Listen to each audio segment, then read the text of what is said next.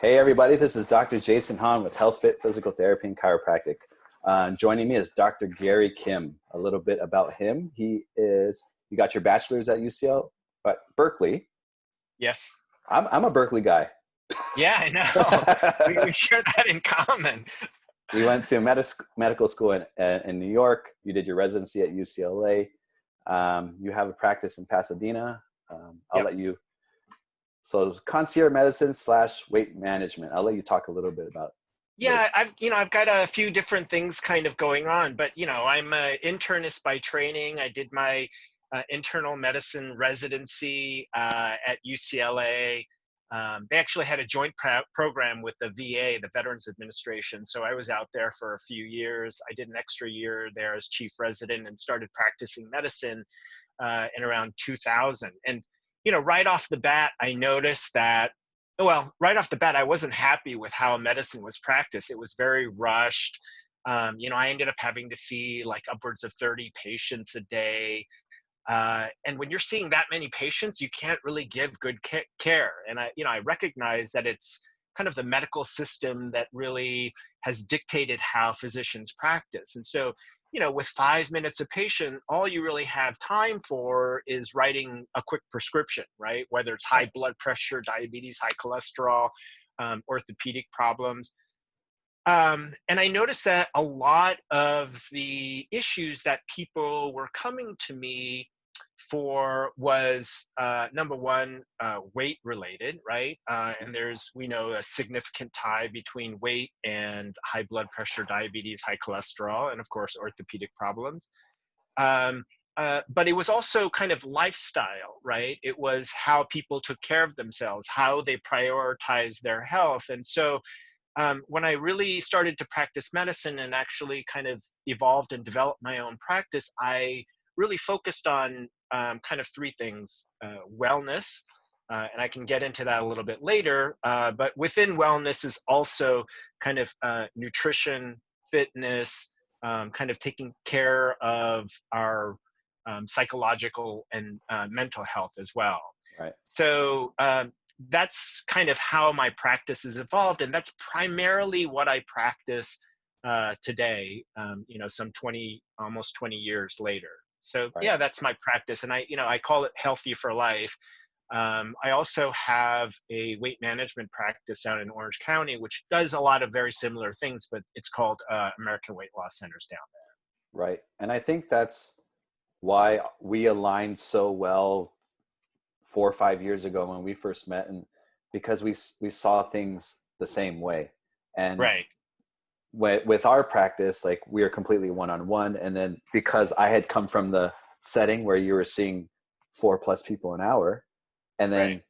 you're basically handcuffed in what you can do. It's like, Right. they'll get better, but it's just going to take a lot longer. Yeah. So when we started to work with each other, what we saw was our patients got better and faster, and they had the best care possible. Right. And that is really kind of a critical element of what I was looking for, was to be able to work unfettered to provide the best care possible, right? And I think as a physician, so much is dependent on building up a relationship, and as it is for you, because it's that ongoing care that really provides that quintessential element that people need. Anybody can go to like a doc in a box or urgent care and get a prescription, but I think where you're going to have the most lasting impact is when you develop that relationship. Right. Because all of the clients that I've seen that you're their MD, they freaking love you. Yeah. it's like, I went to a family event not too long ago, and then they're like, "Hey, Dr. Garry Kim?" I'm like, "Yeah." I was like, "That's my doctor." I'm like, Yeah, awesome. yeah, Like, it's like so random versus when you get like like I said, like, you get to build that relationship where, in general, like when you first get your insurance, you go, okay, pick your primary care, and you're picking right, from 300 people. Like, right. who do you even know who to go to? It's crazy. Yeah, and you always start out with a personal recommendation, right? Because you know somebody who you trust that can make that recommendation.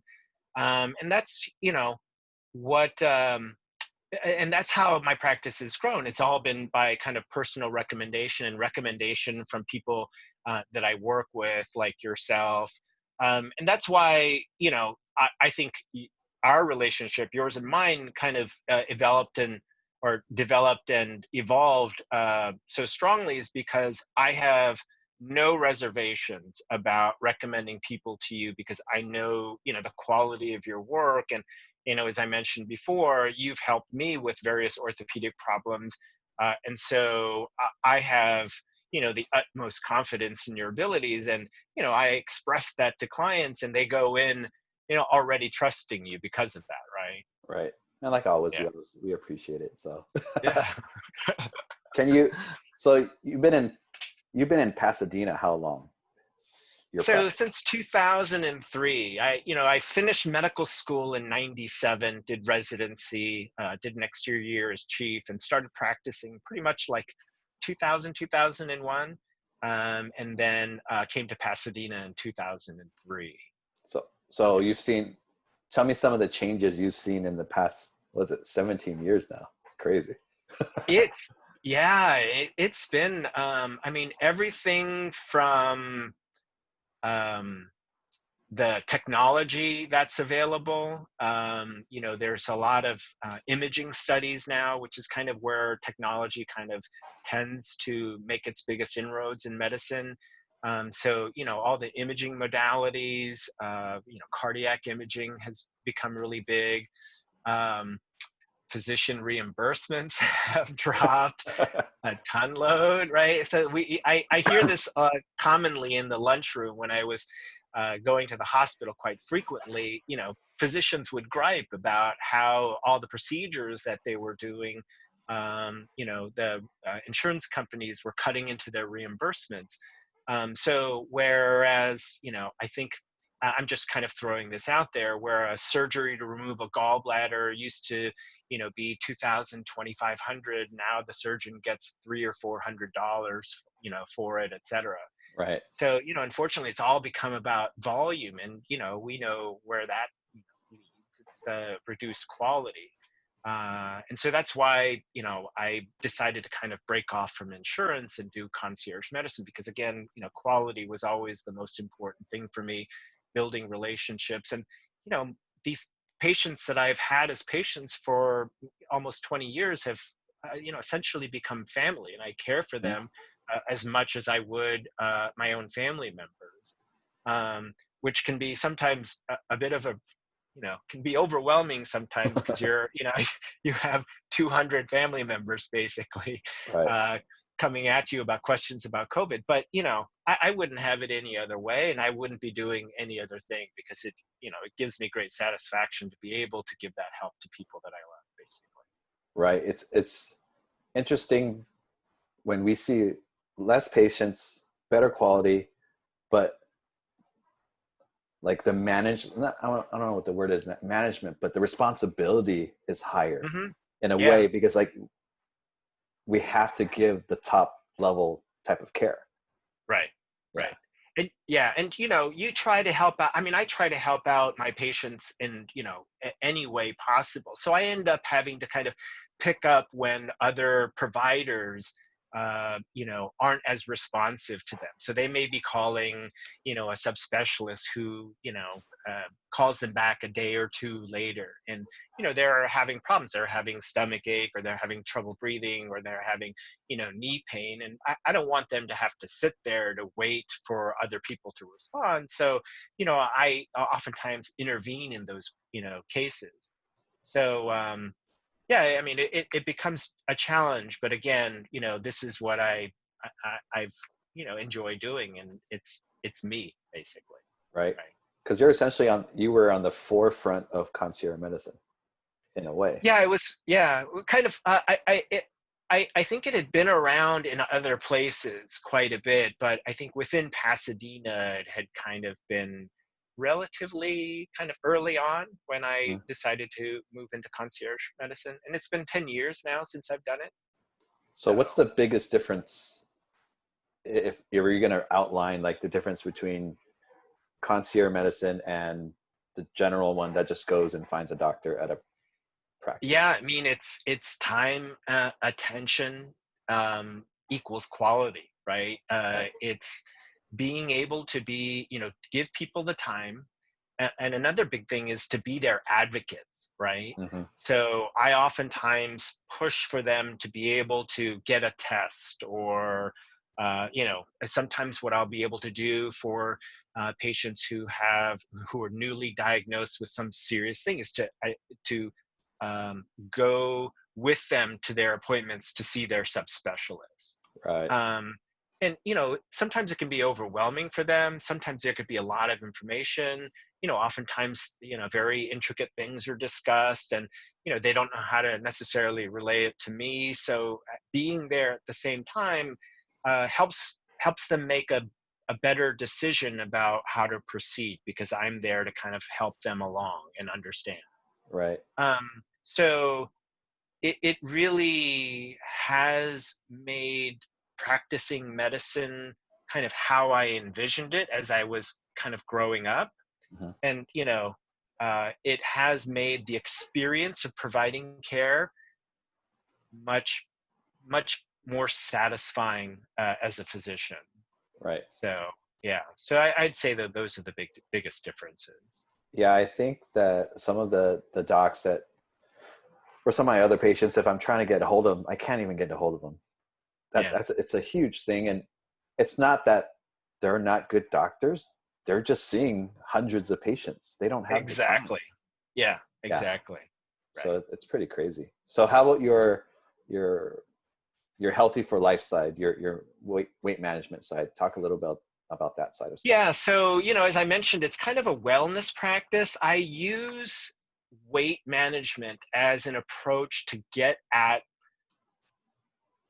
um, I guess, kind of deeper issues that usually lead to problematic eating, right? Hmm. So it's not an issue of knowledge. Everybody kind of knows, how to eat healthier, right? Uh, the keto diet or paleo diet, eating low carb, right? So many advantages to doing that, and I think people kind of understand the basics of it.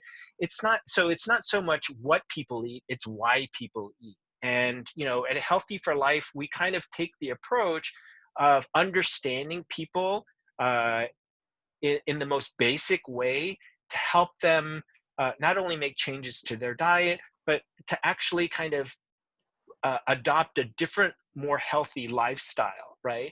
To Right. reorganize and reprioritize to make health a much more important part of their daily dealings, um, and to help them see, adopt that outlook, to not only help them lose weight, but to feel more confident about themselves, to have more energy, to get better sleep, to help manage stress better.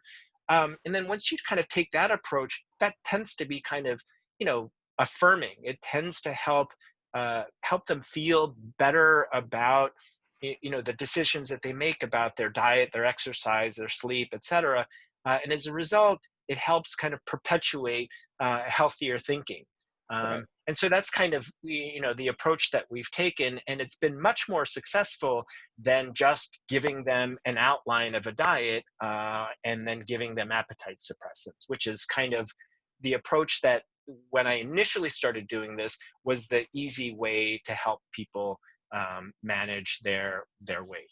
Right. So Those are kind of like band-aid solutions versus like, hey, what's the yeah. underlying cause here? Right, right. So yeah, and I think a part of it has been kind of a personal reawakening also for myself.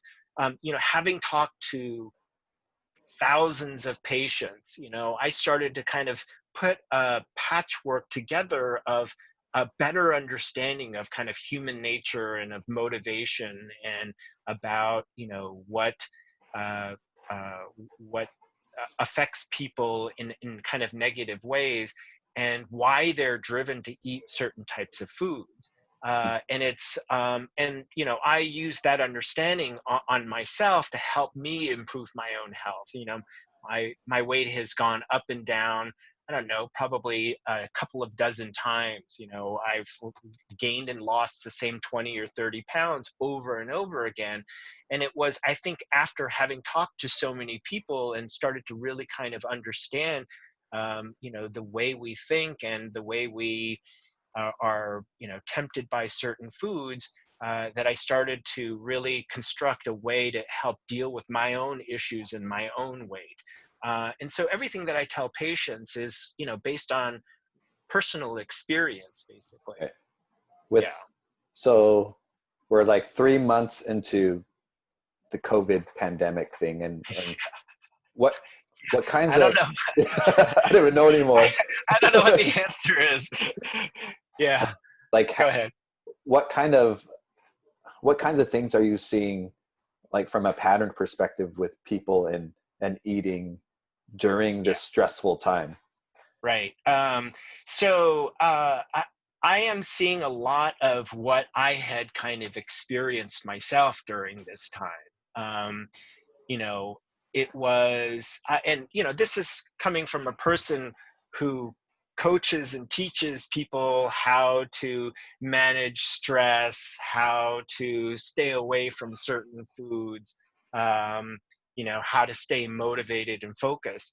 So, during the first couple of weeks, I was trying to kind of maintain a routine because I'm a very routine oriented person. When I fall out of that routine, it's much more easy for me to make excuses about not exercising, or, reach for something that's quick and easy to eat and that's much more kind of emotionally satisfying. Right. So I tried to maintain a routine by coming into work. Even though I wasn't really seeing patients, I would come into work. Here would be where I would return emails and messages and stuff, and then I would go home after a half day. But even while maintaining that, I was losing motivation.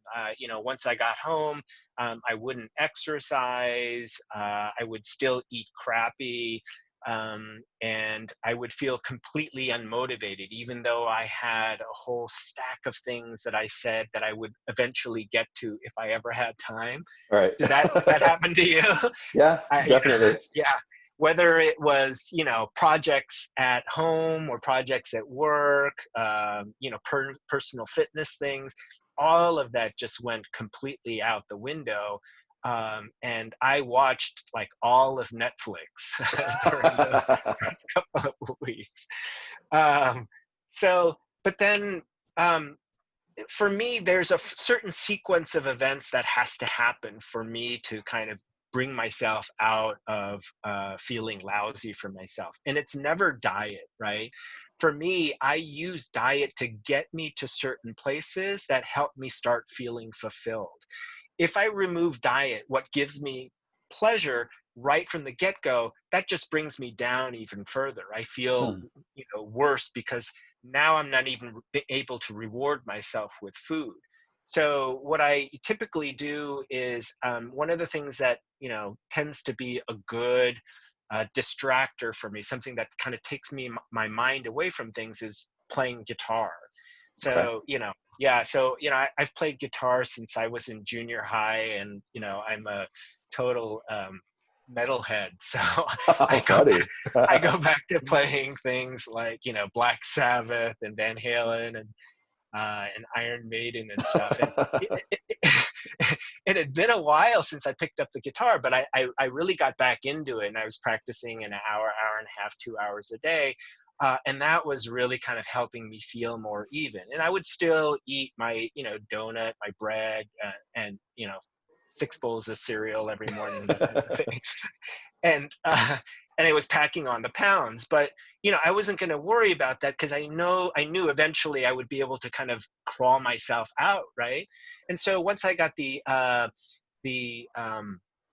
the guitar playing down, I eventually made my way back to exercising, which is also kind of the next step for me. And so Okay. once I gotten back to exercising, I was doing it regularly. I was doing it half an hour a day, 3 days a week, and then I bumped it up to half an hour a day, 6 to 7 days a week, and now I'm up to an hour a day.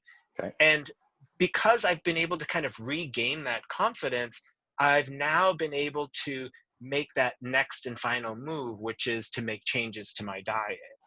So, now that I'm really focusing on my own personal health, I'm, have done well at achieving these kind of small and short-term goals. I'm able to kind of tackle the biggest one of all, which is the diet. And so, having been, low carb now for the past 5, 6 weeks now, I've been able to drop about a good solid 8, 9 pounds, and have been kind of back to where I was actually a while ago.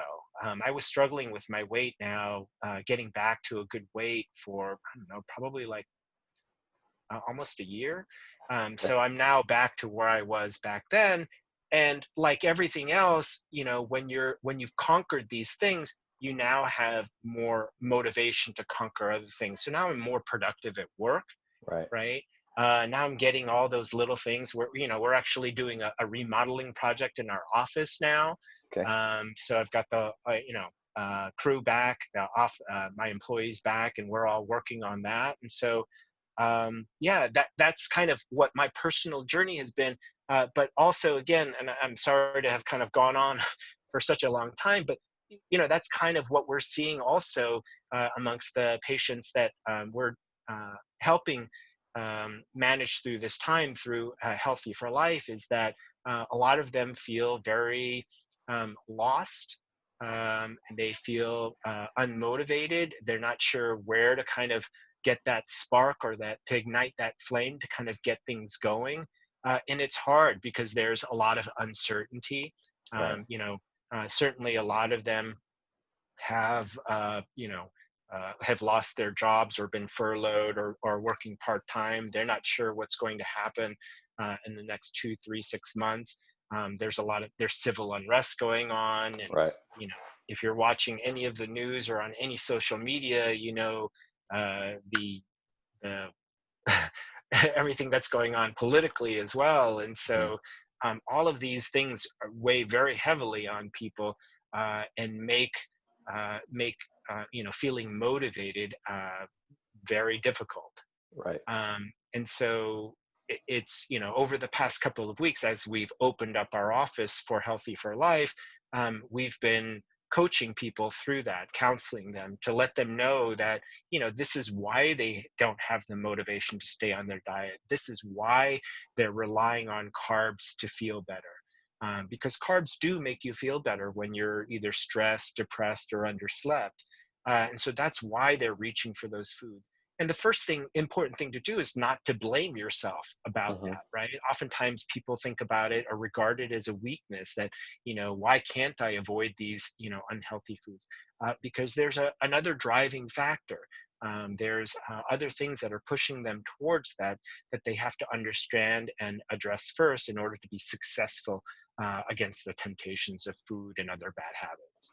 No, I think, first of all, thank you for sharing your story. Yeah, yeah, And then I think it's important for people to realize that you're human, just like, or you're human, I'm a human, just like our patients.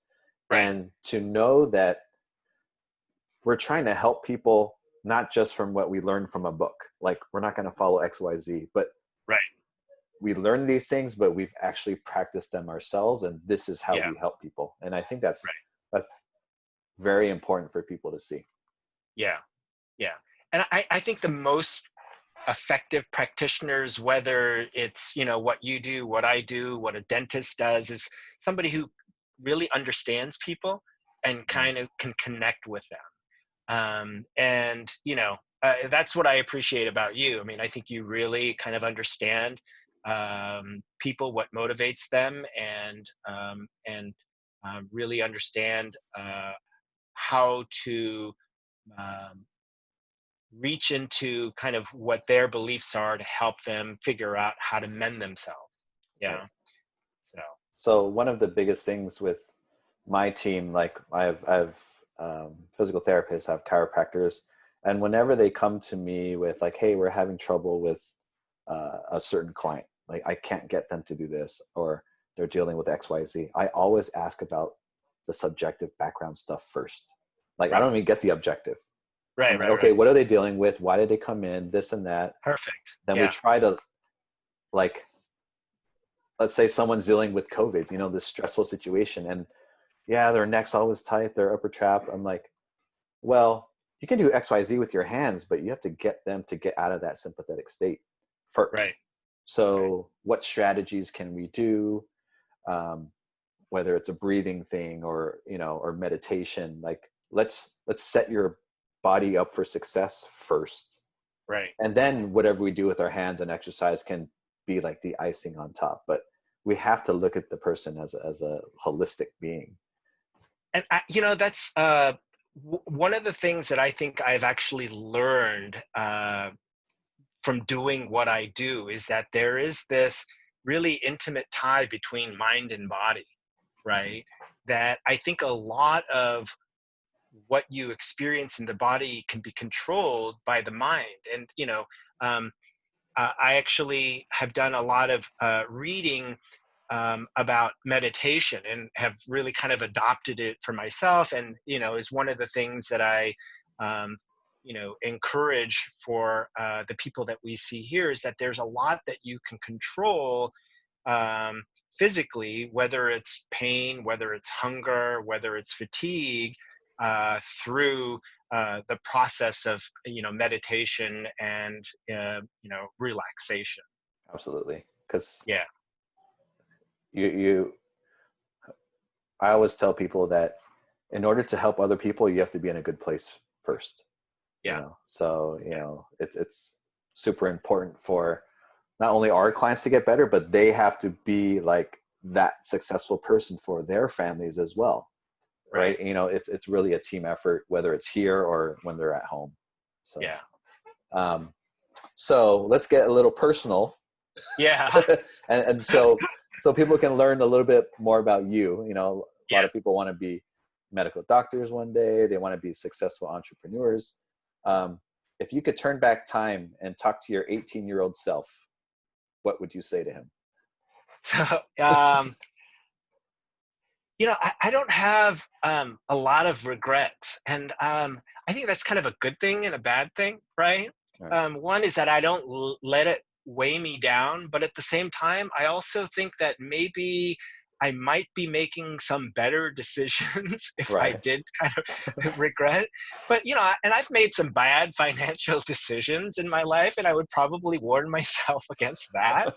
But I don't know. It hasn't like weighed too heavily on my psyche, and as a result of that, I'm good. I'm in a good space. And yeah, I have my son. I My son is 17, and so every year I have him record a little message to himself. Wow, So that's when cool. he's 30, 40, 50, he can kind of look back on it and to see what was, important to him at that time and see what kind of decisions that he made. Um, we'll we'll see how that little experiment works out for him. But That's like yeah, a no, time capsule.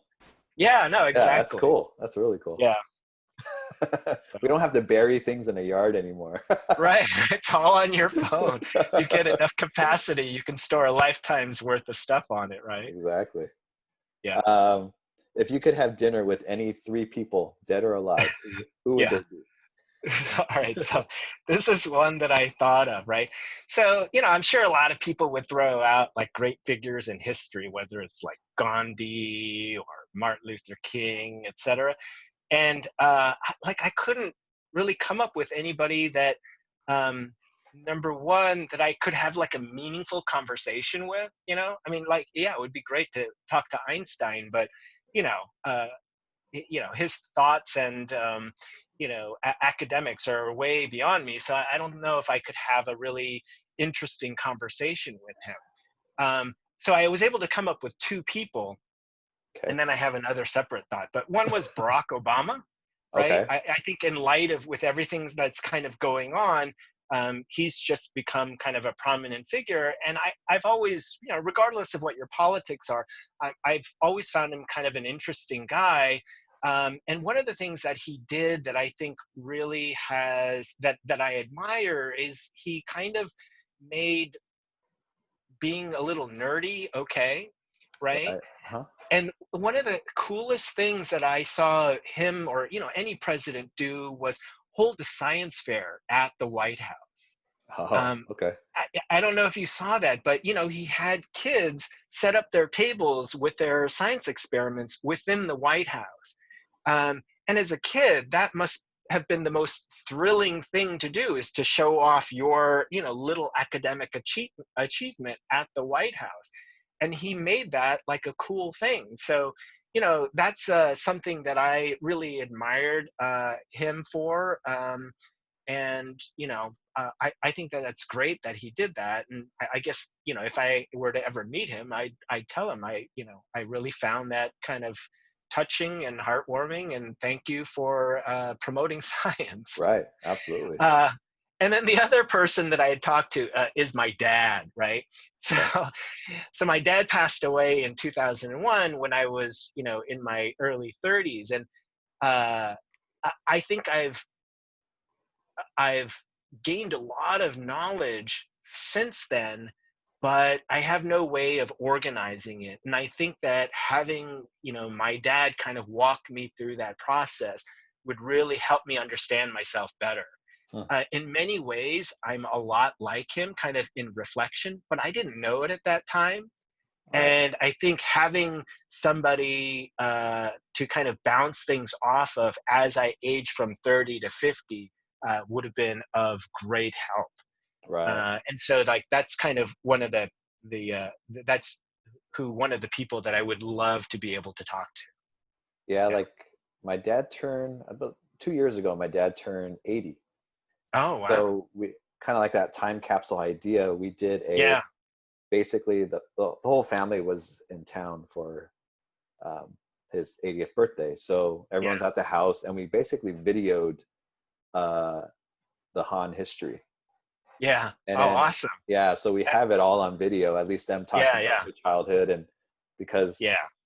I think it's really, really cool and important to remember where you came from.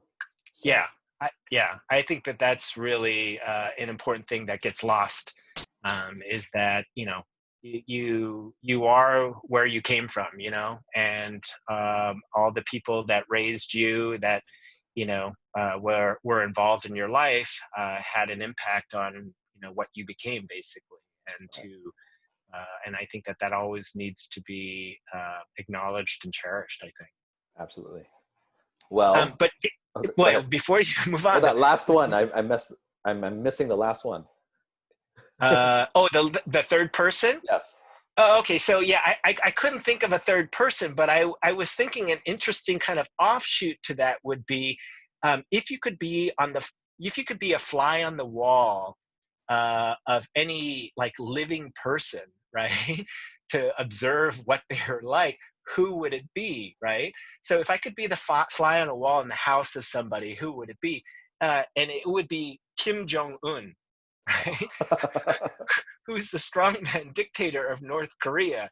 Right. Just being Korean, I kind of know the interactions and the political machinations of North Korea, and how it interacts with the South. So I'm just like really kind of intrigued at what goes on in that guy's life, and what his daily dealings must be like. So that would be the third person in that list. Yeah, because you don't even know if he's alive right now. So Yeah, I know, right? You hear a lot of rumors, but yeah, interesting. All yeah. right. So if whoever's watching this video wants to get a hold of your practice, how would they go about that? Um, so yeah, have different websites for my different practices, but for my concierge practice, my internal medicine primary care practice, it's drgarrykim.com, and that's drgarrykim.com. And you can learn more about me there, and there's a link to email me if you have any questions. My weight loss practice is betterhealththroughnutrition.com. all spelled out, and through is THRU. And you can certainly log into that website and find out more about us.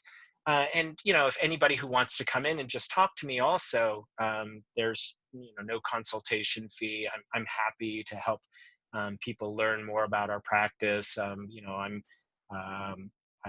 free to give seminars also. People have asked me to give talks to their schools, churches, social groups, and those kinds of things. I like to impart knowledge. I think that there's a lot of the unhealthy habits that people have are because they don't kind of fully understand a lot of the things that about nutrition and medicine and diet and exercise. So I'm always happy to talk to them about it. I always said that if I wasn't a physician, that I'd be an educator, because that's definitely one of my passions.